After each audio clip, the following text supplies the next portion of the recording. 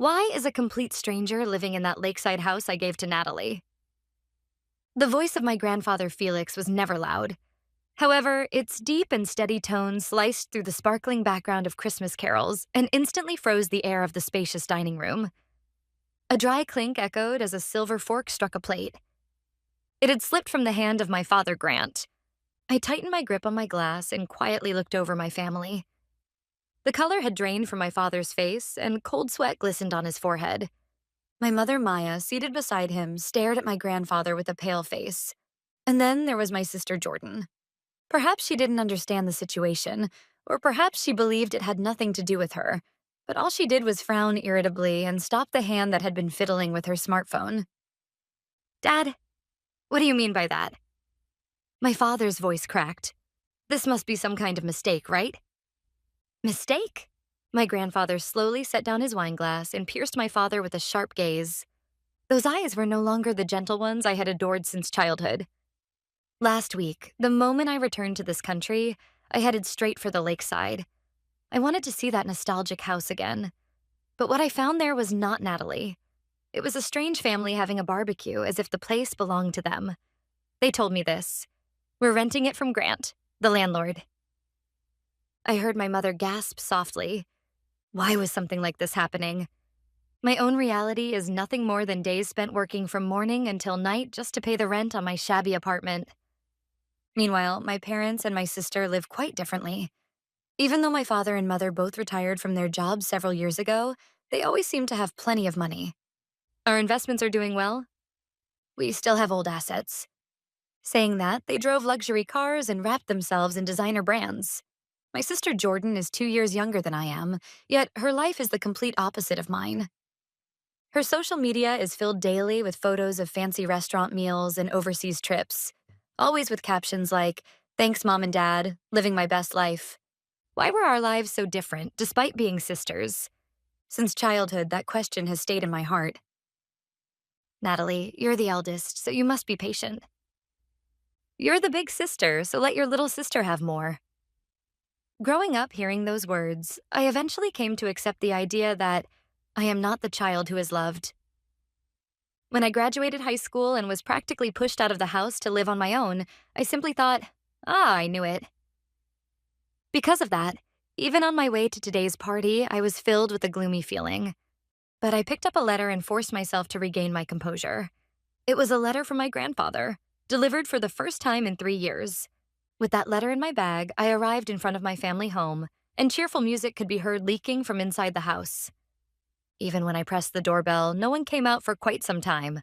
The one who finally opened the door was my mother. "Oh, Natalie, so you came."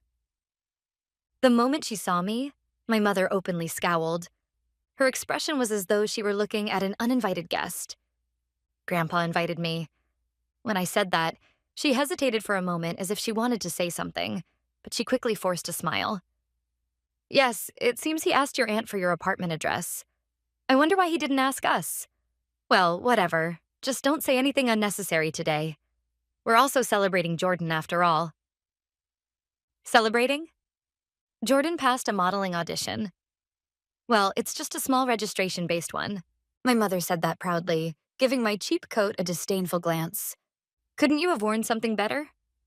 Anyway, come inside." When I entered the living room, a fire burned in the fireplace, and the entire room was filled with expensive decorations. "Hey, Natalie, still alive?" My father spoke with a sarcastic tone while lounging on the sofa with a champagne glass. "Dad, stop it. Poverty might rub off on me." Jordan, wearing a new dress, laughed in a high-pitched voice. A large jeweled ring sparkled on her finger. Normally, this would be the moment when I shrank back and waited silently for time to pass in a corner. That day was different. A figure seated in an armchair at the back of the room slowly stood up. His back was straight, and his neatly combed white hair shone softly. "Natalie." It was my grandfather.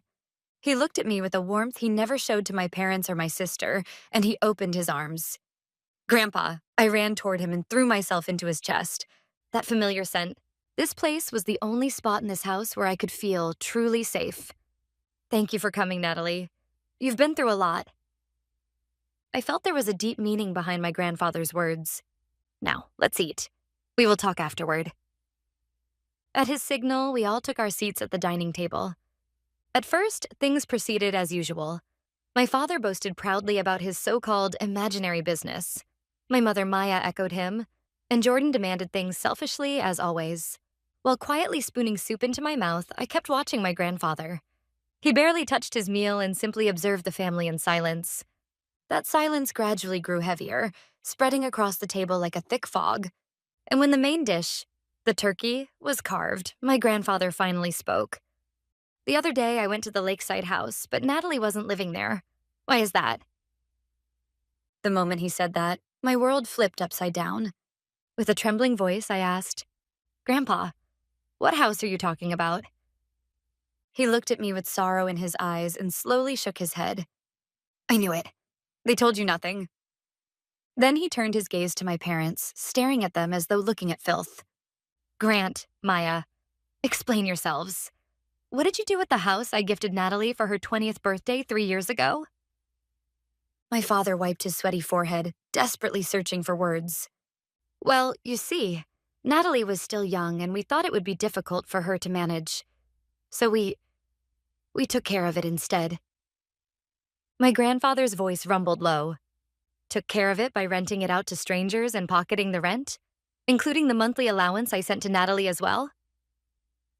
You're misunderstanding. We did it all for Natalie. My mother shrieked. If we gave that girl money, she'd just waste it. That's why we were managing it for her. Managing? My grandfather slammed his fist onto the table with a sharp thud. Managing means reporting to the owner and giving them the profits. What you were doing was not management. It was an embezzlement. His words echoed heavily throughout the room. Yes, but this was all for Natalie. Hearing my mother's frantic excuses, I couldn't hold back the dry laugh rising inside me. Ha ha, ha. My sudden hysterical laughter froze the entire dining room. My mother stared at me with a twisted expression. What's so funny, Natalie?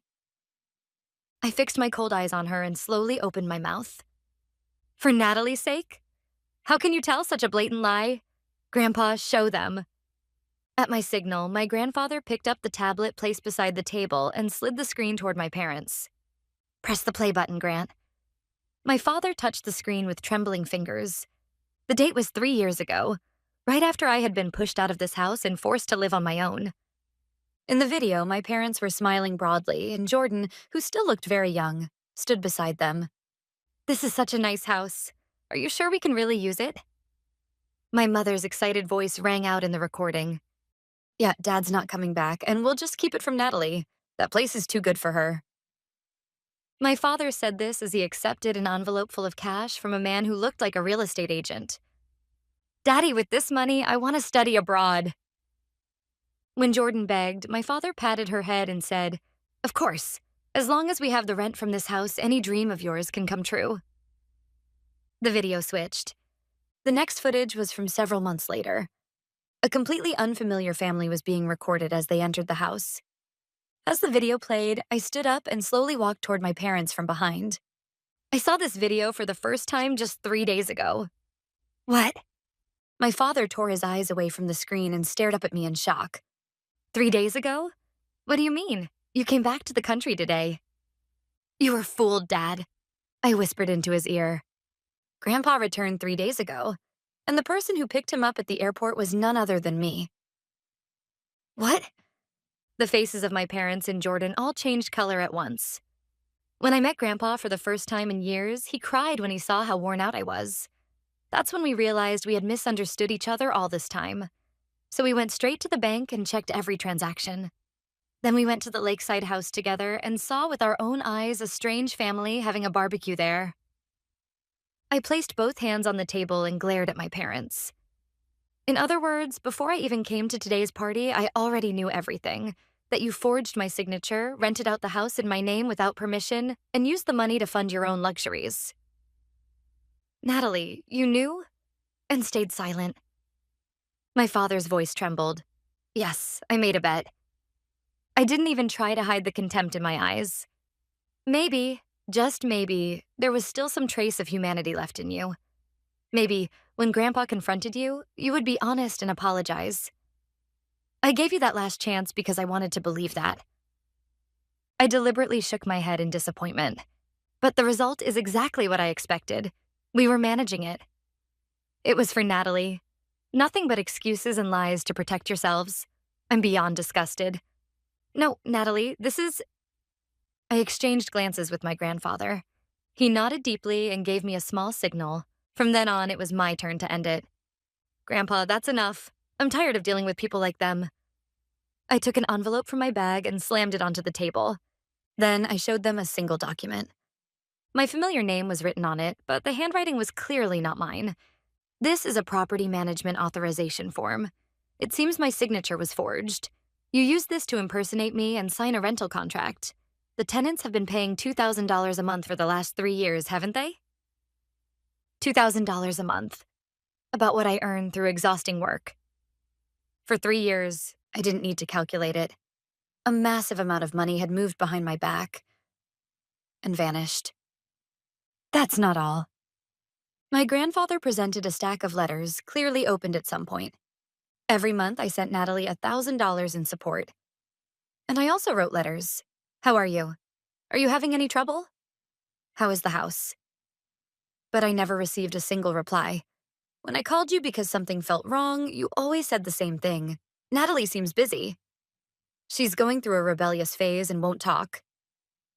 I picked up the bundle of letters. The dates ranged from 3 years ago to last month. The recipient was undeniably me, to my beloved Natalie. Even knowing the truth, the moment I read that line, tears streamed down my face. All this time, I had believed my grandfather had abandoned me. I thought he had moved abroad, lived happily, and simply forgotten about me. But I was wrong. My grandfather had been thinking of me all along. The ones who had shut him out and pushed me into a darkness of loneliness were my own parents sitting before me. My grandfather and I shared many hobbies, including antique collecting, and we had spent countless hours together when I was a child. We talked about the beauty of old stamps and imagined the lives of nameless people who once held them. But 3 years ago, my grandfather moved to Europe to start a business with an old acquaintance. At the airport, right before we said goodbye, he held me tightly and said, "Natalie, live strongly. I've prepared a place where you can live freely, and never let anyone else decide your worth." That was the last conversation I ever had with my grandfather. After that, all contact from him ceased. My parents told me, "Your grandpa is busy with his life over there. He said he won't be able to contact us for a while." And I was made to believe it. But then I understood. Grandpa would never have abandoned me. And the place he had prepared for me, a place where I could live freely, was that lakeside house. My thoughts snapped back to reality. In front of me were my parents, unable to hide their panic and irritation. "You turned my memories with Grandpa, my future, everything into money and used it for yourselves, didn't you?" "No, that's not true, Natalie." My father leaned across the table, reaching out to grab the tablet and documents. "This is a misunderstanding. We were just borrowing it temporarily, and we were going to return it later." "Yes, that's right. We saved it. We saved money for you." "Lies!" My grandfather slapped my father's hand away. "I had a private investigator look into everything. The account receiving the rent payments was your personal account, Grant. All the transaction records have been examined. The balance is 0. I also know you've been juggling credit card payments to keep up." Ugh. Hit directly where it hurt, my father collapsed to his knees. "Why..." A strangled voice escaped my throat. "How could you do something like this? You knew exactly how I was struggling every single day, didn't you?" While I was barely surviving those miserable days, they were using the rent from my house to buy new cars, expensive clothes, and to indulge Jordan in luxury. "Natalie, you're wrong," my mother shrieked. "We were only making good use of it. It was too early for you. You couldn't possibly manage a property, could you? That's why we did it for you. And with the income, yes, we raised the standard of living for the whole family. You're part of this family too, aren't you? If we're happy, then you should be happy as well." The logic was so selfish that I was at a loss for words. "Family?" The moment I muttered that, my grandfather roared, "Silence!" The air vibrated with his fury, and my mother shrank back with a gasp.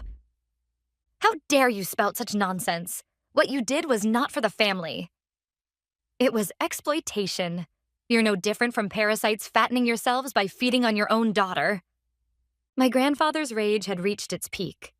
I told you we examined all the account records. Every dollar withdrawn went to Jordan's tuition, overseas trips, and your wasteful spending. There wasn't a single cent used for Natalie. My father, drenched in sweat, clung to the table, shaking violently. But legally, as her guardians, we had management rights. Natalie is an adult. My grandfather cut him down instantly.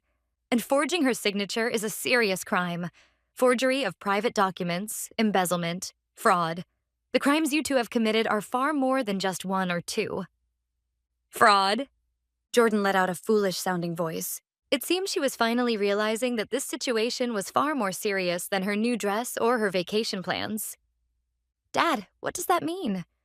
Are you saying our trips and these clothes were all paid with Natalie's money? No way. That can't be true. This plain, pathetic Natalie? There's no way this woman had money worth taking. Her words stabbed cruelly into my chest. To her, I was such a worthless existence that even exploiting me felt absurd. And my parents had kept me in that pathetic state on purpose, feeding on my assets while basking in their twisted sense of superiority. I can't believe this. I stood up and looked down at my parents. The once overwhelming figures who used to control and frighten me now looked like nothing more than petty criminals. Dad, Mom, you're not my parents anymore. You're just thieves. Natalie, how dare you speak to your parents like...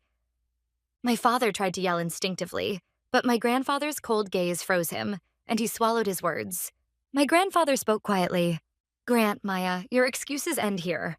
Another full set of this evidence has already been submitted. Submitted? The expression drained completely from my father's face. I consulted my attorney. It has been sent to the police. The police? You're joking. My mother screamed and shot up from her chair as if thrown. How could you report your own family to the police? Are you insane? At that moment, Jordan suddenly burst into a shrill cry. No, I don't want the police. I won't be able to become a model. It's all Dad and Mom's fault. I didn't know anything. I was just a kid, so it's not my fault, right? Jordan. My mother looked at her daughter as if seeing a monster she had never met before. Her beloved, spoiled child had betrayed her at the final moment. How could you say that to your mother? Because it's true. You told me not to worry. I didn't know it was Natalie's money. It was a hideous sight. This was the true identity of the family I had always wished for. What existed here was nothing but self-preservation and ego. I slowly stood up and looked down at them with icy eyes. That's enough. My voice was calm, so calm it surprised even me. I don't want to hear any more excuses or blame shifting. Grandpa, that's enough. My grandfather nodded deeply and spoke, sad yet resolute. Yes, I agree. There is no need to let the air of this house be tainted any further. And then it happened. The doorbell rang solemnly. Ding dong, ding dong. They're here. My father collapsed to the floor. My mother clutched her head and began to tremble. Jordan gripped her phone tightly and backed herself into a corner, but there was nowhere left for her to run. My grandfather looked at me and spoke gently. Natalie, go and open the door. I nodded and walked toward the entrance with heavy steps, yet with firm determination. When my hand touched the doorknob, I paused to take a deep breath. Once I opened this door, there would be no turning back. It would be the moment when the chains of family finally broke and I began walking my own life in the truest sense. Standing in the entrance hall were 2 police officers and my grandfather's attorney, Adam. Adam surveyed the room with a stern expression before approaching my grandfather. Felix, my apologies for being late. The procedures took a bit of time, but it looks like we made it. Thank you, Adam. At my grandfather's words, the police officers stepped into the room. Under their intimidating presence, my mother Maya let out a short shriek and tried to hide behind my father Grant, but he himself had collapsed to the floor, unable to support her or himself. Grant Logan and Maya Logan, correct? One of the officers announced in a formal, imposing tone. We request that you come with us to the station. Come with you? This must be some kind of mistake. My father, clinging to the last scrap of pride, forced a twisted smile and tried to stand. Look, this is nothing more than a family dispute. My father is just a bit emotional. Silence. Adam cut off my father with a sharp voice. He pulled out several documents from his leather briefcase and thrust them before my father's eyes. These documents contain evidence of all the crimes you have committed: embezzlement, fraud, forgery of private documents, and above all, the unlawful exploitation of your daughter's property. The victim's report has already been filed. That's exaggerated. It is not exaggerated, Adam declared, his tone cold as ice. The complaint has already been submitted with Miss Natalie's signature. A complaint? My father looked at me with eyes full of disbelief. Natalie, you can't be serious. You're really going to betray your own parents? Sell them? What an awful way to phrase it. I let out a cold laugh. I simply followed the proper procedures to take back what was stolen from me. Yes, this wasn't something I did because my grandfather told me to. 3 days ago, when I learned the whole truth, I collapsed in tears in front of him. But once I finished crying, I asked him myself to summon an attorney. I told him, I want to settle this with my own hands. My grandfather simply respected my resolve and prepared today's stage for me. That's a lie! A lie! Suddenly, my mother began screaming like a madwoman. I'm not the bad one. Grant was the one who wanted to do all of this. I was against it. He's the one who said, who cares about Natalie as long as we're having fun? What? Don't you dare lie, Maya. My father shouted back, stunned by her betrayal. You were the one who said you wanted a new fur coat. You were the one excited about sending Jordan abroad. And you're the one who forged the signature on the authorization form. You told me to write it. Right in front of the police officers, an ugly blame game erupted. I watched the scene as though it were something happening in a distant world. The absolute parents who once intimidated and controlled me. Their dignity was nowhere to be found, replaced only by pitiful selfishness and panic. Stop. Just stop already. Jordan covered her ears and screamed, Dad, Mom, you're the worst. What about me? I'm not involved, right? I'm not getting arrested, right? She looked desperately at the attorney. Attorney Adam looked down at Jordan with a pitying gaze. Young lady, you may not have been a direct perpetrator, but if you enjoyed luxuries paid for with stolen money while knowing the circumstances and staying silent, you bear moral responsibility. And your ring, your bag? All of those will likely be seized as evidence. No, I won't give them up. Jordan clutched her bag and backed away, but one of the officers approached calmly and extended a gentle hand. Come along, please. Prompted by the officers, my father and mother were handcuffed. The cold metallic clink echoed through the room. Natalie, help me. Just before being taken away, my mother screamed toward me. I was wrong. I'll apologize. We're family, aren't we? Withdraw the complaint, please. Natalie, I'm begging you. Forgive us. I don't want to go to prison. My father pleaded desperately. I looked straight at them. There was no fear, no hesitation left inside me. Goodbye. Never appear in front of me again. That was all I said. Their screams faded into the distance. The red lights of the police car flashed violently outside the window, and then silence returned. With my parents being taken away and Jordan crying behind them, I turned toward my grandfather. He nodded in satisfaction and gave me a thumbs up. I took a deep breath, stood firmly on my own feet, and looked toward the future. I would never let anyone interfere with my life again. This was the first victory I had earned by my own will. The following months were truly a whirlwind. My father and mother received prison sentences and were taken into custody. Jordan was spared prosecution due to her low level of direct involvement, but the cost was enormous. All of my parents' assets were seized, and all the brand name items, jewelry, and luxury cars she had flaunted were confiscated. She lost her home, her money, and above all, the friends who used to spoil her vanished instantly once she became the daughter of criminals. Meanwhile, I was living the most fulfilling days of my life. Under my grandfather's guidance, I studied management and asset administration relentlessly, and within a few months, I became capable of supporting him as his right-hand assistant. No longer dependent on anyone, standing on my own feet. That confidence freed me completely from the shackles of my past.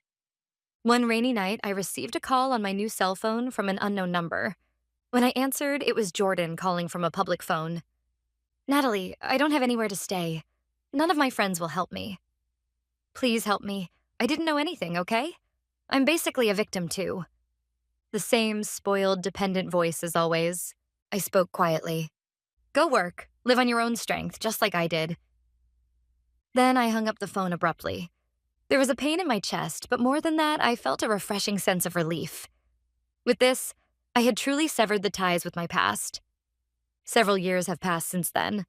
The lakeside house has become a precious home where my grandfather and I live together. The chains that once bound me no longer exist.